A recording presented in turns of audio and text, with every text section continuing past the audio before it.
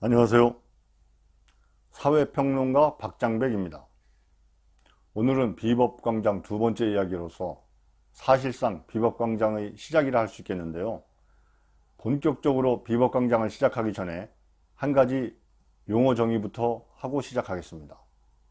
비법광장에서, 아니 장백이의 실전법률 채널에서 지키지 못할 법이라고 하는 것은 아예 지킬 수 없는 법을 말하는 것이 아니고, 지키기가 매우 곤란하거나 지키기 곤란하지는 않지만 지키면 상당히 불편한 법을 가리키는 것으로 하겠습니다.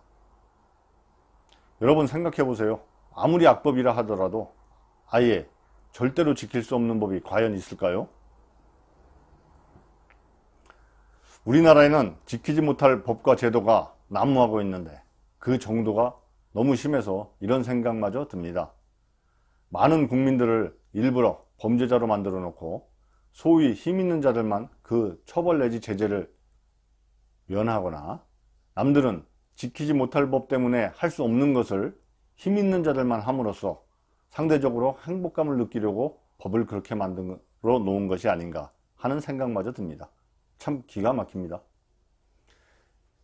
지키지 못할 법이 얼마나 많고 그 정도가 심하면 제가 이렇게까지 생각을 하겠습니까?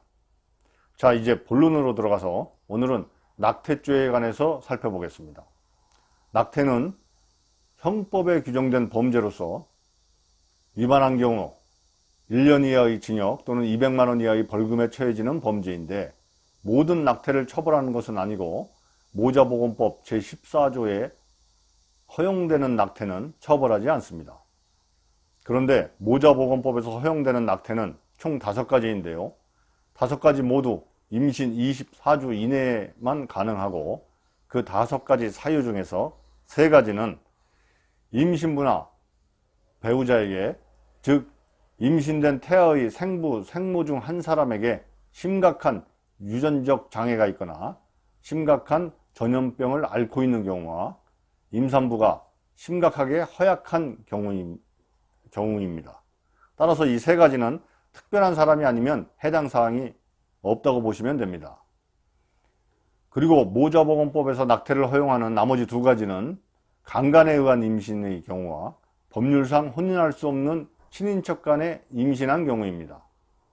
이와 같이 모자보건법에서 허용하는 낙태의 유형 5가지를 제외하고는 모두 형사처벌을 받게 되는데, 앞서 말씀드린 바와 같이 유전적 질환, 전염병, 허약체질 등 특별한 3가지의 경우를 제외하면 결국 통상적인 사람들은 강간에 의한 임신과 법률상 혼인할 수 없는 남녀 간의 임신의 경우에만 낙태가 허용되는 것입니다. 그런데 여러분 한번 생각해 보세요.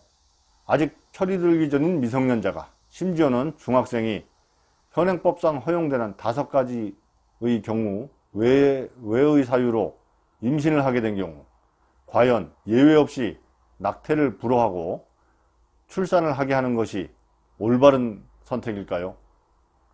여러분, 내 딸은 그럴 리 없어, 그렇게 일축하지 마시고 여러분의 가슴에 손을 얹고 한번 생각해 보세요. 여러분의 중고등학생인 딸이 임신한 경우 과연 딸에게 반드시 출산을 하라고 하실 건가요? 또 중고등학생인 아들이 누군가를 임신시킨 경우에 그 누군가에게 반드시 출산을 하라고 하실 건가요? 태아의 생명이 소중하듯이 중학생 등 미성년자의 인생 또한 소중한 것입니다. 그렇다고 제가 태아의 생명이 존엄하지 않다고 하는 것은 아닙니다. 하지만 적어도 임산부가 미성년자인 경우에는 엄격한 절차를 거쳐 현행법보다는 더 넓게 낙태를 허용해야 합니다.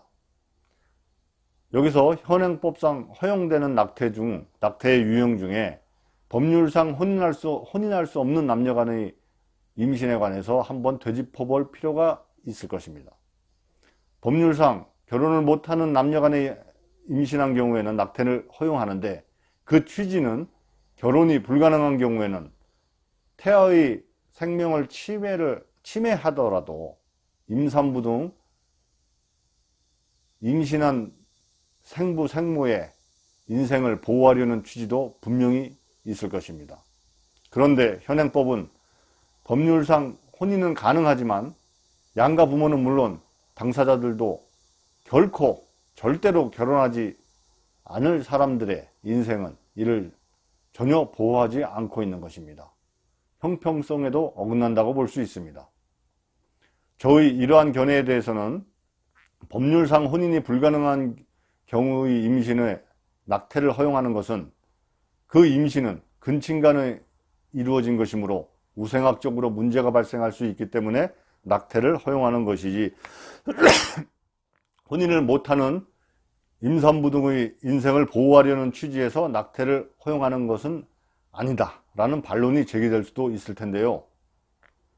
민법은 혈족간만이 아니라 인척인 경우에도 일정한 경우 혼인을 금하고 있는데 인척간에는 피 한 방울 서로 섞이지 않았습니다. 이러한 인척간의 임신에 대해서 낙태를 허용하는 것은 우생학적 문제와는 아무런 관련이 없는 것입니다. 오로지 혼인을 할 수 없기 때문에 낙태를 허용하는 것이라고 해야 할 것입니다. 여러분, 다시 한번 분명히 말씀드리지만 제가 무분별한 낙태를 허용하자거나 낙태에 관해서 죄의식이 없는 것은 결코 아닙니다. 하지만 현행법상 허용되는 낙태는 그 허용 범위가 지나치게 좁기 때문에 엄격한 심의를 거쳐 합법적 낙태의 범위를 어느 정도 확장시켜야 합니다. 지키지 못할 법 그만 만들고 어차피 만들어진 지키지 못할 법은 지킬 수 있게 고쳐야겠습니다. 이상 마치겠습니다.